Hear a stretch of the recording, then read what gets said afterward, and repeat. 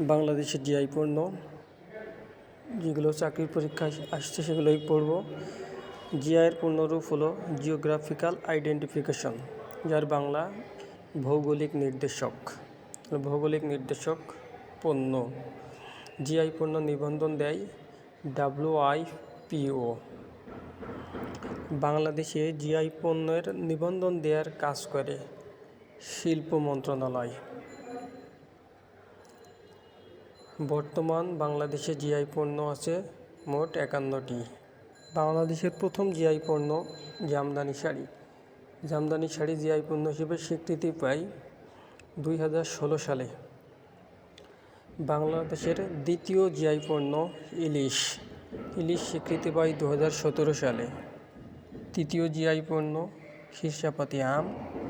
ক্ষীরসাপাতি আমের অন্য নাম হিমসাগর।